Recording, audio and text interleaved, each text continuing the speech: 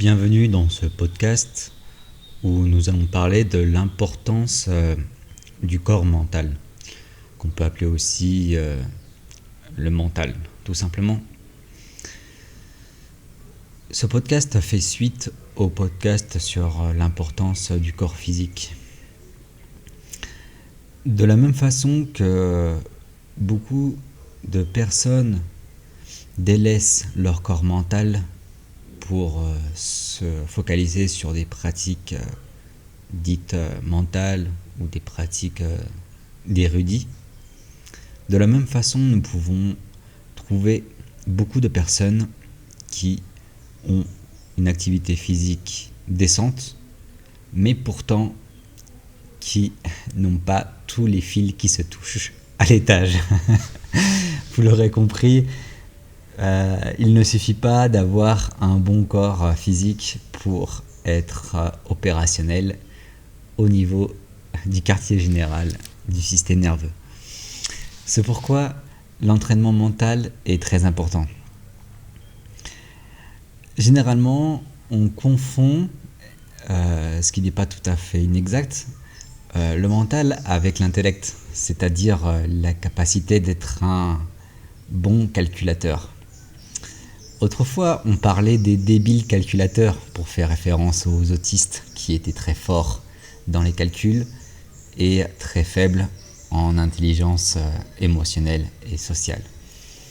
Ce terme est assez péjoratif, mais on pourrait parler de débile physique, même si débile à la base veut dire faible. On peut avoir une force physique et être un débile mental, pour ainsi dire. Donc, il ne s'agit pas seulement de pouvoir calculer rapidement, même si c'est très très très important. Les mathématiques étant une approximation psychologique raffinée de la réalité, c'est un outil formidable pour l'acuité cognitive.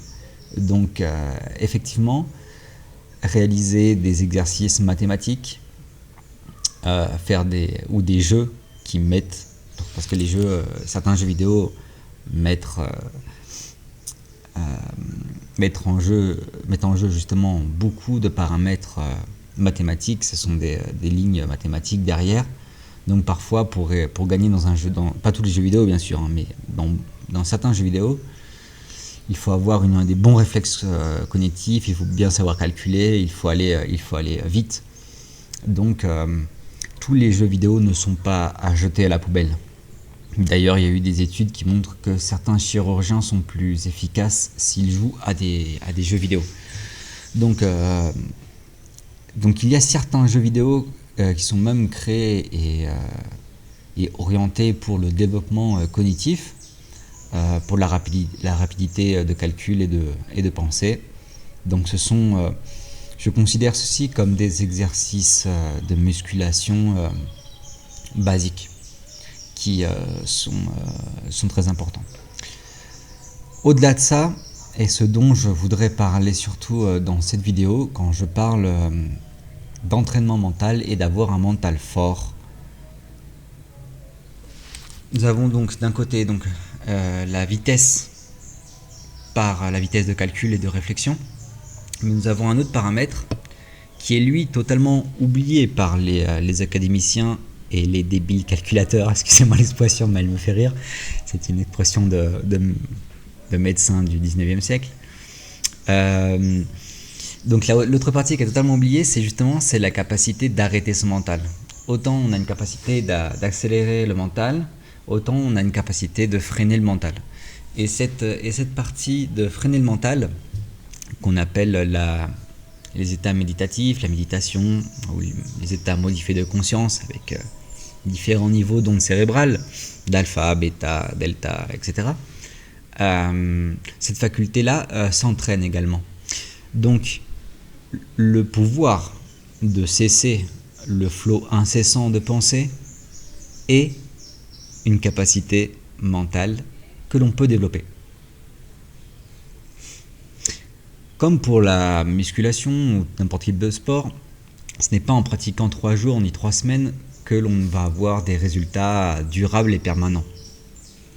C'est pourquoi beaucoup de personnes qui s'essayent à la méditation ou certaines pratiques méditatives sont rapidement lassées et s'ennuient, car elles n'atteignent pas le seuil vibratoire suffisant pour acquérir la paix de l'esprit, qui est quelque part le fruit de l'effort méditatif.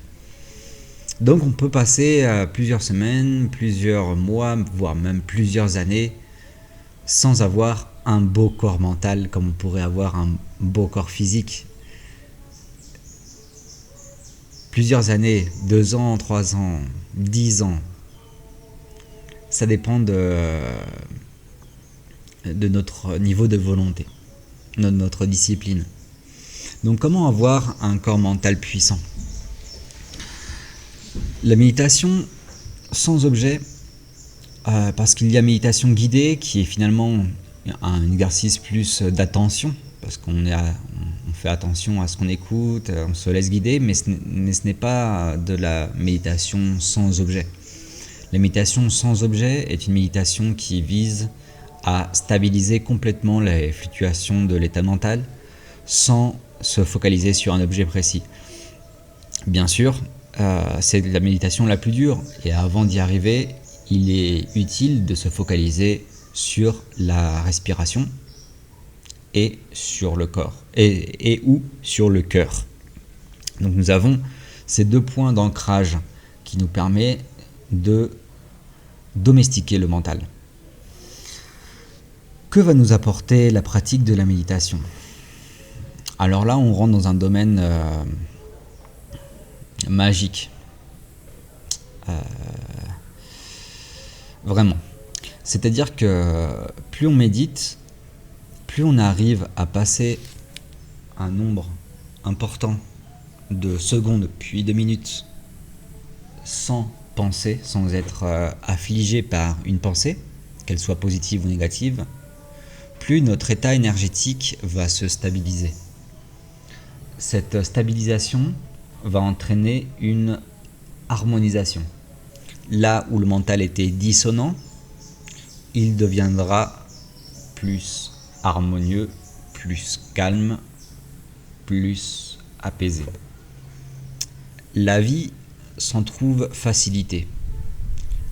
Les parasites mentaux s'estompent, la vie devient plus facile, les décisions deviennent plus naturelles et spontanées. L'intelligence créatrice trouve son chemin sans avoir besoin de ruminer ni de penser. Le passé tombe comme un vêtement trop ample qui ne sert plus. Le futur n'est plus une carotte au bout du nez vers lequel on doit avancer en trimant. Nous avons donc un rétablissement de l'équilibre entre l'axe du passé et du futur. Nous revenons petit à petit, plus alignés sur notre propre temporalité, ce qui nous permet de vivre de manière beaucoup plus facile. Les événements difficiles deviennent plus faciles et se résolvent d'eux-mêmes. Les problèmes, qui semblaient avoir leur vie propre, commencent à déguerpir. C'est un phénomène que j'étiquette de magique parce que on observe dans l'événementiel de notre vie des répercussions assez incroyables, simplement par le fait de méditer. Une situation peut s'améliorer, une démarche administrative, un voyage, une embûche, un obstacle, une personne négative ou toxique, un environnement contaminé. Tout ceci peut disparaître, peut se dissoudre avec une pratique méditative. C'est assez dingue, mais c'est ce que j'ai observé. Et je pense que plusieurs personnes qui méditent l'ont observé aussi. C'est pourquoi je ne peux que trop recommander la pratique de la méditation. Journalière, quotidienne d'abord, puis biquotidienne 2 fois par jour. L'idéal, c'est le matin, avant de commencer sa journée. Les grands pratiquants font même ça à des heures assez saugrenues. À minuit, à 2 heures du matin, à 4 heures du matin. Vous trouverez les athlètes de l'esprit dans les temps anciens qui ne semblaient pas être affectés par la fatigue et par les cycles diurnes. Nous, pauvres mortels en voie d'immortalisation, futurs immortels, nous aurons gré de pratiquer la méditation comme bon nous semble, en tout cas au début, jusqu'à atteindre un certain plateau. Tôt le matin, tard le soir ou avant de manger, de dîner, c'est toujours une bonne idée de méditer. Quelques minutes, puis une vingtaine de minutes. Si on peut arriver à 40 minutes par jour, 2 fois 20 minutes, c'est déjà excellent. C'est le jour et la nuit. Si on peut faire plus, après, on va dans des terrains inexplorés. La méditation est comme un exercice physique, car comme on l'a dit dans l'ancien podcast, le physique et l'immatériel sont finalement la même chose. Donc, après une méditation, il est bon de se reposer quelques instants, quelques minutes, ou moins, ça c'est au ressenti, de vous allonger et seulement de respirer jusqu'à temps que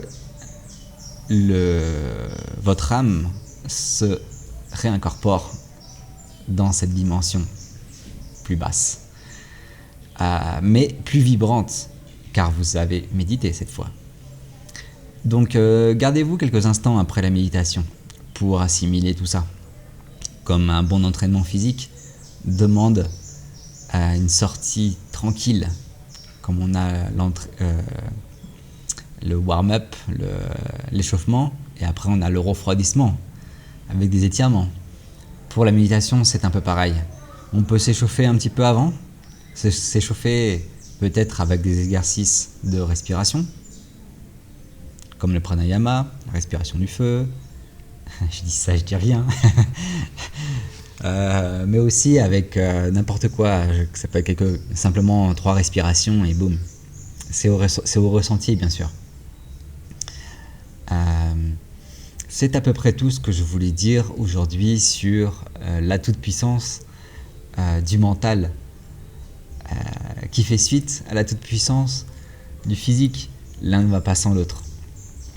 J'espère que ce podcast vous aura plu, vous aura intéressé et vous aura peut-être rappelé l'importance de méditer d'un côté et de l'autre, de garder son esprit vif et calculateur avec pourquoi pas des jeux vidéo ou pourquoi pas une autre activité comme les échecs, comme n'importe quelle activité qui demandera à votre cerveau de créer des simulations pour pouvoir en tirer le meilleur parti, au lieu d'être victime d'une simulation plus grande.